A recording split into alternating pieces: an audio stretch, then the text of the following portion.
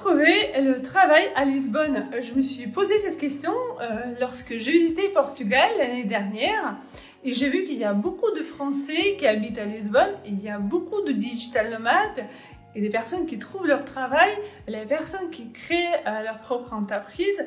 Donc je me suis dit, il y a forcément du marché, il y a forcément quelque chose à faire. Justement, pour répondre à cette question, est-ce qu'on peut trouver le travail à Lisbonne et comment faire? J'ai organisé une interview avec mon invité, Anne. C'est parti, je partage aujourd'hui avec vous cette nouvelle vidéo.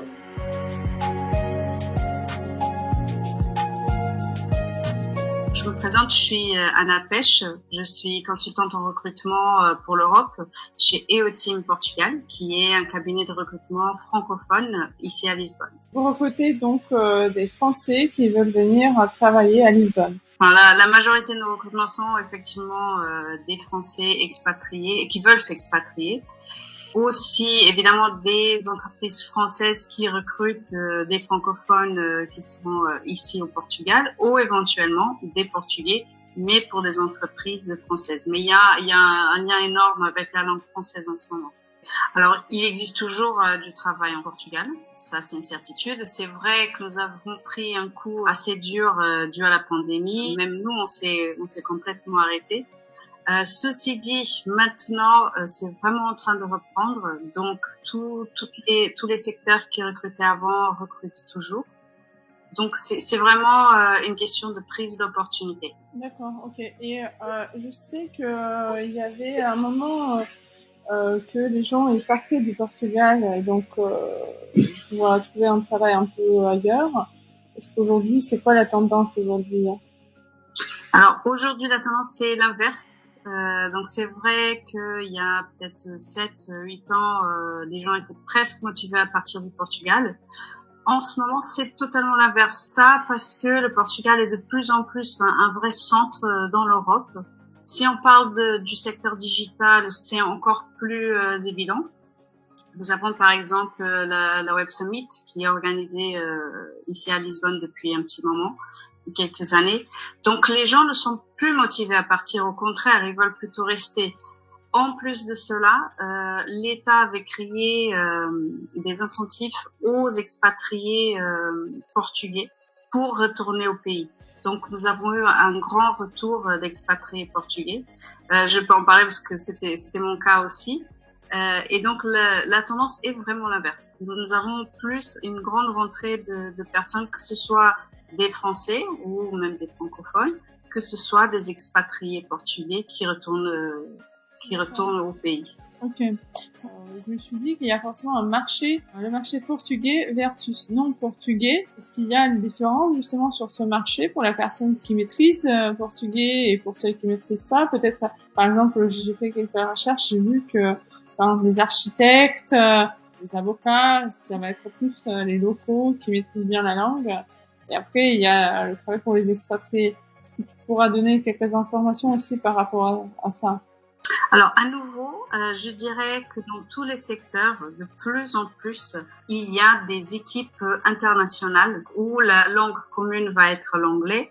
Mais vu que les entreprises portugaises exportent soit leurs services, soit leurs produits de plus en plus vers l'Europe ou même les États-Unis, par exemple, ils auront besoin de plus en plus de personnes qui comprennent ces marchés ou qui parlent la langue de ces marchés. Okay. Donc, même quelqu'un qui ne parle pas la langue, dans certains secteurs, il y aura toujours des opportunités. Mais à nouveau, l'anglais, dans ces cas-là, est beaucoup plus important, je dirais, que le portugais. Le portugais ouvre plus de portes parce que ça ouvre les postes qui sont peut-être exclusivement en portugais. Mais de plus en plus, la recherche est de quelqu'un international, donc qui aura sa langue natale ou native, plus l'anglais. Ok, très bien. Est-ce que les langues recherchées sont le français, l'allemand et l'espagnol? Oui, aussi, oui. Alors, donc l'anglais, je dirais, la plus recherchée de tous. Pour quelqu'un qui va comprendre, donc évidemment, les marchés cibles, là, oui. Là, on parle des langues principales européennes, donc ce serait le français, l'allemand et l'espagnol, sans doute. Et donc, le secteur digital, c'est vraiment le grand secteur qui recrute en ce moment. Les postes développeurs, le poste chef de projet aussi, je dirais surtout le développement. aussi, oui, pourquoi pas la gestion de projet, les consultants en informatique aussi. Mais je dirais que la partie qui recherche surtout, c'est au niveau du développement web, full stack, etc. Okay. Avant juste de continuer, je voulais rebondir sur ce Web Summit parce que j'ai lu quelques articles sur le web, sur ce Web Summit, mais je comprends pas très bien ce que c'est. C'est une conférence. En quoi est-ce que ça facilite la recherche de travail? En fait, il y a plusieurs conférences et c'est surtout une rencontre de professionnels du digital. Il y aura non seulement des lancements de tendances, il y aura des rencontres entre les gens, des échanges de connaissances. Donc en fait, c'est vraiment dans ce domaine, c'est l'événement, le grand événement. Et c'est vrai que depuis qu'ils sont venus à Lisbonne, ils ont décidé de se fixer ici, ce qui apporte un volume de personnes sur le moment du Web Summit et qui a surtout attiré l'attention de tout le secteur digital sur Lisbonne. Donc, on voit vraiment une augmentation d'entreprises qui veulent se fixer ici, qui veulent fixer leur pôle, par exemple, de développement informatique ici. Et c'est pour ça aussi que Lisbonne est vraiment un centre qui a attiré l'attention du monde en ce moment. Oui, absolument. J'ai vu dans les articles où toi tu dis qu'il y a beaucoup de startups qui s'installent à Lisbonne. Je pense notamment pour les questions de taxes et aussi il y a les salaires en fait qui sont plus basses. Donc forcément c'est plus intéressant pour une startup de s'installer à Lisbonne. Je voulais comprendre en fait la typologie de l'entreprise, comprendre un peu cette tendance des startups. Est-ce que Lisbonne est en train de devenir Silicon Valley de l'Europe? Oui, encore à nouveau, comme je disais, surtout dans le secteur informatique, des entreprises qui vont créer leur pôle informatique au développement ici, à Lisbonne ou même au Portugal. Je dirais que ça, c'est vraiment un des secteurs qui aura le plus d'activité. Parce que, oui, c'est un peu la Silicon Valley de l'Europe.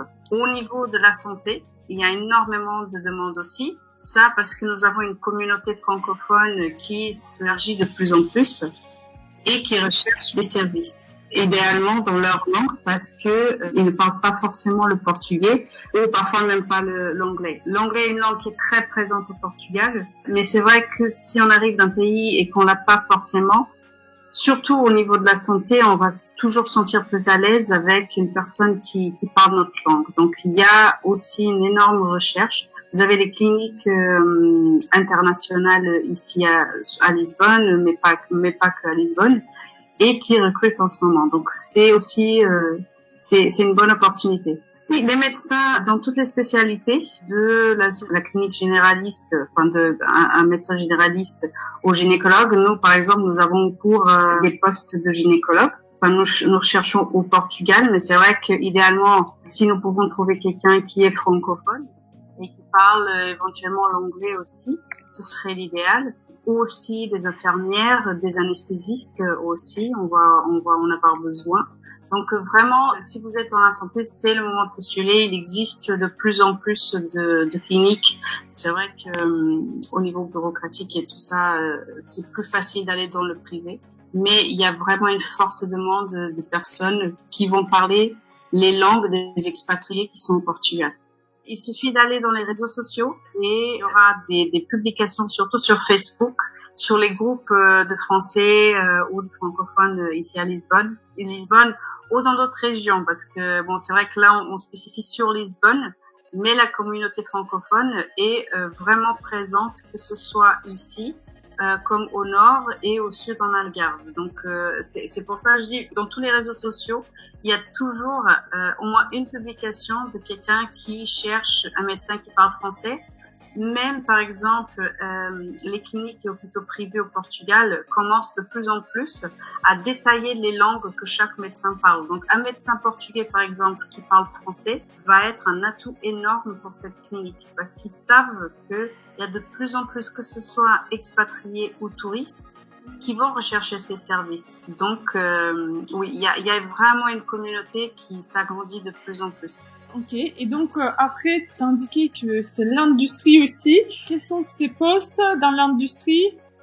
Alors là, on va être plus au nord plutôt qu'à Lisbonne, même s'il existe aussi, surtout dans l'industrie textile. Mais c'est pas l'industrie qui est la plus présente à Lisbonne. D'accord. Là, on va être plus dans le nord plutôt que Lisbonne. Et aussi d'entreprises, comme je disais, françaises qui s'implantent ici au Portugal et qui vont avoir besoin de personnes soit qui parlent les deux langues, quand il y a une relation entre, par exemple, un siège qui est en France et l'entreprise qui est ici au Portugal, soit vraiment des francophones qui vont être placés ici à Lisbonne, mais qui vont être, par exemple, en contact avec la France. Ok. Et donc, il nous reste support. Tout à fait. Alors là, c'est ce que nous appelons les call centers. Donc tout ce qui est service clientèle, des plateformes de services partagés, de services clients. Ici, c'est un poste qui est plus accessible, je dirais. Par exemple, pour quelqu'un qui n'a pas une formation préalable ou qui recherche une entrée rapide dans le marché du travail, portugais évidemment. Et là, pour le coup, nous avons des postes de conseiller clientèle ou d'assistant de relations membres, de back-office, par exemple. Et c'est vrai que c'est un secteur qui reste très très fort, surtout à Lisbonne. Ok. Donc pour des personnes jeunes ou... Pas forcément jeunes. Évidemment, nous pouvons arriver au Portugal avec un diplôme et chercher seulement dans notre domaine. Le souci, c'est que souvent, ces postes sont beaucoup plus abondants et plus accessibles, comme je disais. Donc, pas forcément quelqu'un de jeune, mais de tout âge. Enfin, ils n'ont pas de critères à ce niveau-là. Et avec tout background ou tout fond de formation, que ce soit spécifique dans la relation clientèle ou dans d'autres domaines. Parce que souvent, la formation est intégrée dans ces postes-là. Donc, il y a vraiment des critères un peu plus facilités, je dirais. Ok, d'accord. Donc, pour quelqu'un qui a envie de trouver rapidement un job, c'est le support qui a plus de postes, on va dire, où on peut plus facilement trouver un travail, surtout si on maîtrise plusieurs langues. C'est ceux qui sont, je dirais, les plus présents, puisqu'ils recrutent en permanence, donc on continue. Mm-hmm. Et effectivement, c'est un poste où vous aurez besoin que du français, ou aussi, dans la plupart des cas, l'anglais. Donc pas forcément un niveau bilingue, mais quand même un niveau B2, par exemple, en anglais, serait très important. Certains projets exigent vraiment que du français. Donc, à nouveau, ce sont des postes qui embauchent rapidement. Souvent, ils proposent aussi du logement. Donc, forcément, il y a une grande demande de candidats et les candidats aussi en recherche. Il y a un nombre d'entreprises qui sont assez connues. Elles ne sont pas présentes que au Portugal, elles sont aussi présentes dans d'autres pays. Avec un tour dans les réseaux sociaux, ce sera assez facile à en reconnaître. Ok. Quels sont tes conseils pour faire un job sans expérience? Donc, tu as cité les call centers. Est-ce qu'il y a d'autres opportunités aussi pour se présenter pour une personne qui n'a aucune expérience professionnelle? Alors voilà, je pense qu'il faut distinguer ici entre un manque d'expérience ou un manque enfin pas un manque, mais est-ce que il y aura une formation spécifique, par exemple, ou même sans expérience, il y aura peut-être son secteur qui va recruter quand même. Est-ce que le diplôme a une correspondance ici au Portugal?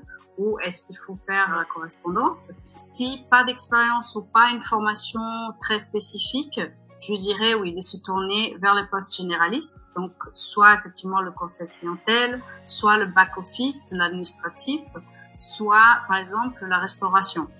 Parce que je sais que ce sont des entreprises qui ne vont pas forcément demander une formation spécifique. Si vous avez une formation, si vous êtes diplômé dans un secteur, mais que vous n'avez pas d'expérience, vous pouvez toujours soit essayer de postuler pour un stage, par exemple, rémunéré, essayer de postuler pour un entry-level job, comme on dit, un poste pour un débutant.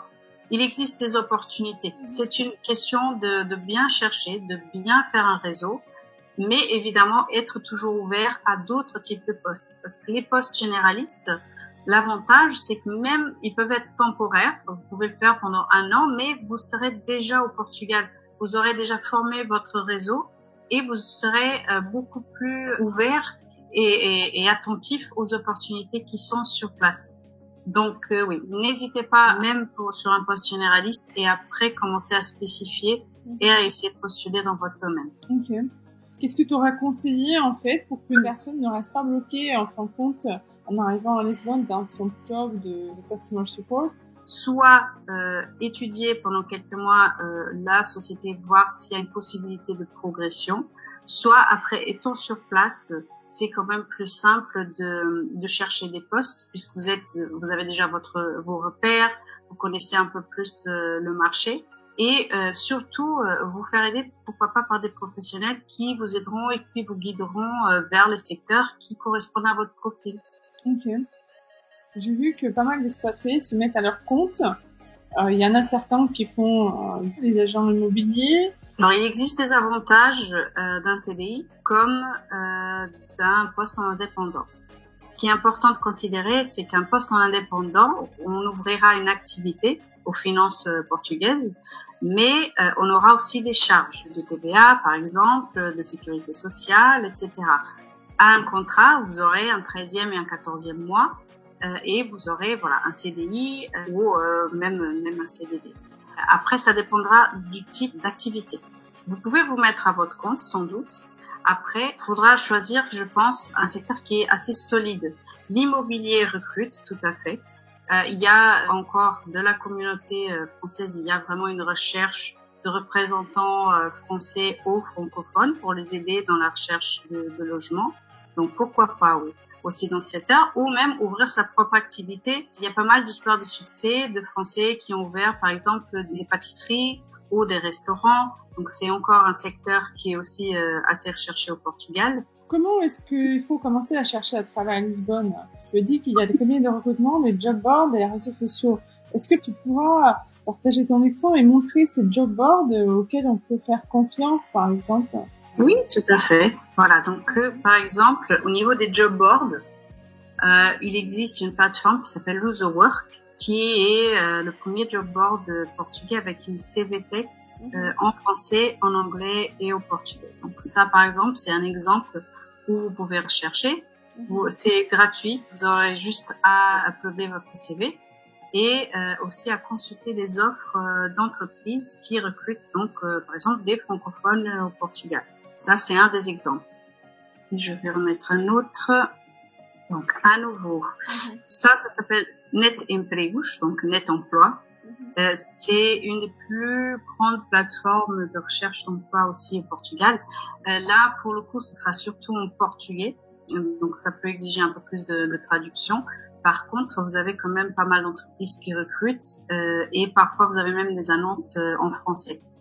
Donc ça peut être aussi une option. Donc ce genre de plateforme, là, ce sera en portugais, mais à nouveau, n'hésitez pas à chercher parce qu'il y aura parfois des annonces en français. Donc qui cible vraiment des francophones pour des postes en français. Donc ça vaut toujours aussi la peine de les consulter. Ok, très bien. Donc, vous avez le recrutement, les job boards, les réseaux sociaux. Pourquoi est-ce que tu as cité les réseaux sociaux, justement? Alors, les réseaux sociaux, parce que il existe des groupes, surtout sur Facebook, par exemple. Vous avez le groupe Français à Lisbonne, vous avez le groupe Trouve ton job à Lisbonne, qui sont parfois pas tournés seulement vers l'emploi, mais aussi pour des conseils, pour le partage d'expériences d'expatriés à Lisbonne. Et là, souvent, vous aurez des recruteurs qui vont lire, par exemple, si vous publiez une question sur un secteur qui recherche ou si vous présentez votre profil et que vous dites je suis en recherche d'emploi, vous aurez toujours des recruteurs qui vont vous contacter. Donc c'est bien de se rendre visible. Donc en fait les recruteurs sont dans ces groupes aussi. Oui, tout à fait. Je peux le dire par expérience. C'est intéressant. Oui, et vous êtes pas que Facebook, évidemment, mais bon, Facebook, comme je disais, oui, le groupe Trouve ton job à Lisbonne, par exemple, il est tourné spécifiquement pour des postes sur Lisbonne. Donc, quelqu'un qui va rejoindre le groupe, il pourra soit publier leurs questions, soit voir les offres qui sont publiées et postuler directement. Donc, c'est une mise en relation. À part Facebook, vous avez aussi, par exemple, la plateforme expat.com. Vous avez une section emploi. Donc, vous pouvez à nouveau soit postuler votre profil, soit voir les offres, soit discuter dans les forums. À nouveau, les recruteurs récents. Donc, ils regardent, ils vont vous lire. Donc, c'est important. Je dirais que la visibilité est vraiment importante pour une recherche d'emploi. Ok, très bien. Et sur les salaires, donc tu as dit que le salaire minimum est de 700 bruts. Donc, qu'est-ce qui reste en net? Est-ce que c'est possible de vivre avec ce salaire? Et justement, pour quelqu'un qui arrive dans le poste de customer support, surtout la question, comment gagner plus? Pour quel poste on peut gagner plus? Alors, il y a toujours la possibilité de gagner plus, évidemment. Là, on parle d'un salaire minimum juste pour donner une image du niveau de vie aussi au Portugal. Évidemment que les coûts de vie vont être différents du reste de l'Europe. C'est pas aussi choquant le niveau du salaire brut. Après, le salaire minimum, évidemment, au Portugal, nous avons des taxes qui sont appliquées sur les salaires. Pour un salaire minimum, il y aura moins de taxes et il y aura toujours des aides aux personnes qui sont en difficulté financière. Après, ça dépendra énormément du type de poste et du type de secteur et de votre niveau de formation. Donc, c'est très compliqué de donner un chiffre. Mais ce que je peux dire, c'est que pour un expatrié français qui arrive au Portugal pour un premier emploi, par exemple, là, on va être entre les 1000 et 1200 bruts pour un début. Ça ne veut pas dire que en trouvant un autre type d'emploi ou progressant dans un poste, vous pouvez pas gagner plus. Mais je dirais que l'initial serait oui entre 1000 et 1200 bruts. Oui, mais ça, on parle des débutants, on est d'accord. Ça dépend, à nouveau. Ça dépend du type de poste, parce que c'est pas si linéaire que ça, en fait. Là, on parle, imaginons, quelqu'un qui arrive au Portugal, qui prend un poste en call center. Là, il va être dans ces valeurs-là. Évidemment que si nous avons un commercial confirmé qui ira dans une entreprise internationale et qui va traiter un marché aussi international, là, les valeurs vont être plus élevées. Mais à nouveau, il y aura un salaire base, il y aura un variable. Donc, ça dépend énormément de votre parcours. Ok. Bah, imaginons donc un développeur web. Quels sont les salaires pour un développeur web confirmé? Est-ce que ça reste aussi d'un 1200 bruts ou? Non. Si vous êtes un développeur confirmé, le salaire va être plus élevé que ça. Ça dépendra d'où vous êtes. Donc, si vous êtes à Lisbonne ou dans le Nord. À Lisbonne, je dirais qu'un salaire d'un développeur web confirmé peut aller des 1100 bruts à 3000 bruts. Ça dépendra du poste, du type de projet et du type d'entreprise à nouveau. S'il est spécialisé dans certains langages, certaines technologies, il y aura toujours des opportunités. C'est difficile de mettre un chiffre sur un poste parce qu'il y a énormément de diversité. Ok. Et les entreprises au Portugal, est-ce qu'elles sont ouvertes aux personnes francophones ou qui n'ont pas de passeport européen? Est-ce qu'ils font l'effort pour inviter la personne ou est-ce que c'est compliqué? Alors, je dirais, c'est pas compliqué. C'est un process. Donc, ils auront évidemment, ils auront besoin d'une promesse d'embauche. Ils auront besoin de contacter le CEF portugais, qui est le service d'étrangers et frontières. Certaines entreprises n'ont aucun souci à donner une promesse d'embauche, ce qui permettra au process de se mettre en route. D'autres entreprises préfèrent embaucher des personnes qui sont déjà basées au Portugal, qui ont déjà leur permis. Donc, à ce niveau-là, il pourra avoir des difficultés. À nouveau, ça dépend énormément de l'entreprise et des règles de chaque entreprise. Donc, toujours consultez bien les règles de l'entreprise, contactez par exemple les cabinets de recrutement ou même consulter les réseaux sociaux, se renseigner sur les entreprises, sur le process en soi et surtout contacter le CEF pour savoir les étapes à suivre pour obtenir son permis de travail. Ok. Est-ce que tu vas conseiller de chercher un travail en arrivant directement à Lisbonne ou bien ils vont mieux commencer à chercher depuis son propre pays? Par exemple, si on est en France, est-ce qu'il faut commencer depuis la France? Ah oui, tout à fait. Il peut même avec 1 à 2 mois de distance. Je dirais que c'est toujours l'idéal de commencer à consulter tout de suite les types de postes qui embauchent. Vous pouvez le faire à une grande distance, oui, pour avoir une notion du marché, mais je dirais l'idéal serait entre 1 à 2 mois avant la date où vous voulez partir, où vous vous projetez de partir. Mais c'est tout à fait possible, tout à fait possible. Ok. Et sans le contrat, est-ce qu'on peut trouver un appartement, justement? Parce que quand je suis allée au Portugal, je me suis rendu compte que c'était pas si évident que ça. les appartements Airbnb sont chers et pour trouver un logement officiel, on va dire, sur le long terme, c'est un processus un peu complexe. Est-ce qu'il faut absolument avoir un job sur place ou louer un appartement? Alors, pas forcément. Après, c'est pas ma spécialité, mais à nouveau, il existe des représentants au Portugal, souvent francophones, qui pourront vous aider dans cette recherche et qui seront au courant des demandes des propriétaires. Et évidemment qu'un contrat, surtout parce que souvent on vous demande 2 à 3 fiches de paye préalables pour établir le contrat. Bien sûr, ça va faciliter. Après, ça dépend de chaque propriétaire. Et ça dépend, est-ce que c'est un agent, est-ce que c'est un particulier qui est en train de vous louer ou de vous vendre une maison. Ce que je pourrais suggérer, c'est de contacter un représentant immobilier. Dans ce cas-là, qui sera vraiment au courant des règles au Portugal et qui pourra vraiment vous conseiller à ce niveau-là. Ok. Combien il faut prévoir au minimum pour venir, pour démarrer justement au Portugal? Je ne parle pas d'expatriation avec toute la famille, mais plus une personne qui voudrait faire peut-être un changement dans sa vie ou démarrer sa carrière. Combien il faut prévoir pour partir? Alors, en général, si on parle d'une personne célibataire, donc qui vient toute seule, là, si on considère qu'il y aura donc le logement, si on considère un logement en colocation, par exemple, au centre de Lisbonne, plus évidemment les courses, tous les basiques du quotidien, plus un petit budget pour découvrir la ville, aller boire un café, aller boire un verre et sortir, je dirais environ 800 €. Ok. Pour vivre confortablement. Ok, très bien. Les gens qui regardent la vidéo, est-ce qu'ils pourront te contacter? Et si oui, pour quel type de poste? Oui, tout à fait.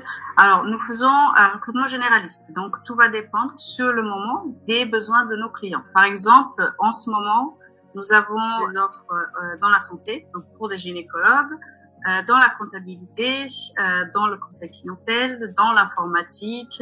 Essayez toujours de nous contacter. Et selon votre profil, on vous dira, voilà, il y a tel poste. Même si sur le moment, il n'existe pas de poste disponible, nous gardons les coordonnées et le CV de la personne, que pour nous, évidemment, pour notre recherche interne. Mais vu que c'est notre première source de recherche, c'est notre base de données, dès qu'il y a une offre qui va correspondre à ces profils, on pourra le contacter et dire, voilà, il y a telle opportunité, est-ce que vous êtes intéressé? Et seulement au moment où le candidat nous dit, oui, je suis intéressé, on essaye de postuler, à ce moment-là, on va le présenter à nos clients et à les accompagner tout au long du process de recrutement. Donc, c'est pour ça, se faire accompagner, surtout si on est à distance, je dirais vraiment de commencer par là, parce que il suffit qu'il y ait un manque de communication avec l'entreprise, je sais pas, un souci. Nous sommes là pour intervenir et nous sommes là pour accompagner. Donc voilà, ça c'est l'avantage d'un cabinet. Ok. Et est-ce qu'il y a d'autres conseils de pro à donner aux gens? Alors à nouveau, ce que je dirais au niveau professionnel, c'est surtout essayer de vous lancer. Essayez de vous rendre visible à nouveau. Essayez d'être présent sur les réseaux, de faire votre recherche. Faites-vous accompagner, contactez les cabinets de recrutement. Essayez de participer au job board. C'est toujours gratuit. Vous avez juste à uploader votre CV. Et au niveau du CV, faites-le de manière à que ce soit assez clair. Si vous postulez pour une entreprise, pour un secteur spécifique, alors montrez dans votre CV que soit vous connaissez bien ce secteur, soit vous avez eu des expériences spécifiques. S'il fait 2 pages, moi personnellement, c'est pas ce qui me choque dans un CV. Je préfère savoir ce que la personne a fait plutôt qu'avoir un résumé qui va pas m'indiquer ça. Donc n'hésitez pas, essayez de vous faire accompagner par quelqu'un qui va vous montrer comment vous mettre en route votre CV, comment vous rendre visible. Faites votre réseau, faites la recherche et surtout lancez-vous parce que c'est vraiment une belle expérience, Lisbonne. Ou même le Portugal, hein, parce que c'est vrai que là, on parle pas du nord ni du sud, mais il y a énormément d'opportunités aussi.